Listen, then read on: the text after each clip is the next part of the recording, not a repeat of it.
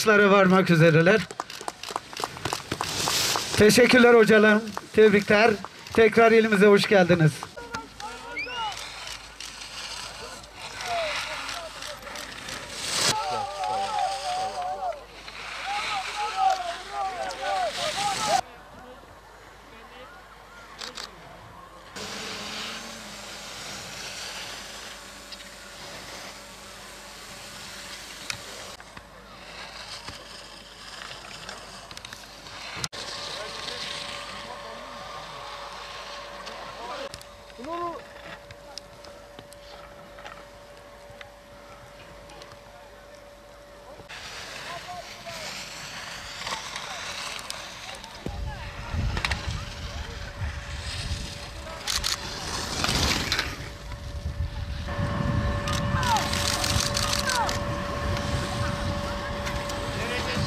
Şeref.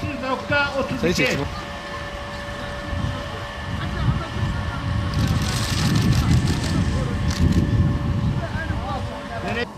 BETAV, Bitlis Eğitim ve Tanıtma Vakfı, 35 yıllık bir kuruluş. Bitlisli hayırsever iş adamları tarafından kuruldu.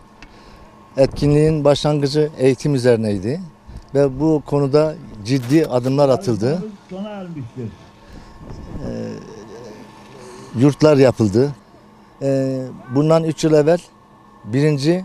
BETAV Kars Şenliği adı altında bir yarışma düzenledik. Bu yarışmaya hem yarışmacılar dediğim crossçular, gençlik sporun yarışçıları var, milli atletlerimiz var. Hem de yerel kayakçı arkadaşlarımız yarıştılar.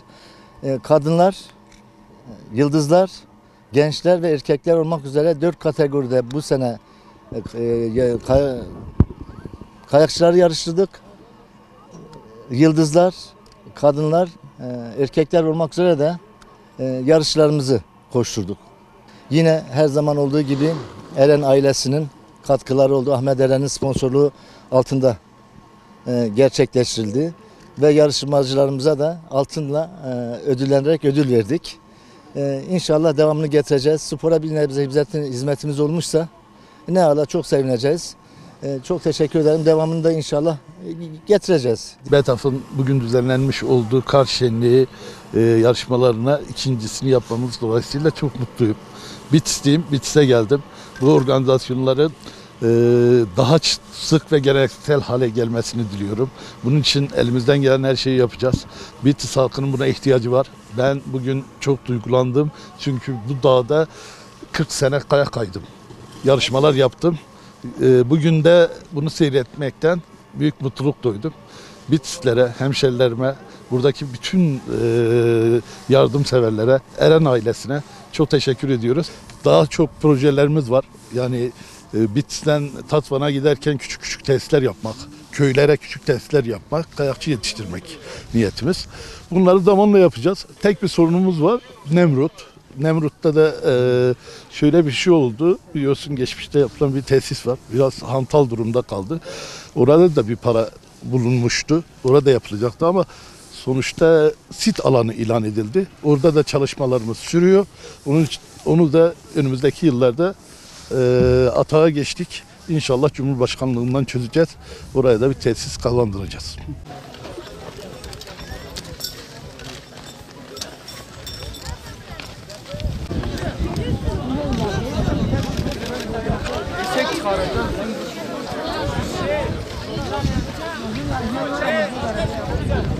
Hakikaten bir gün o vaktiler yazıyorum.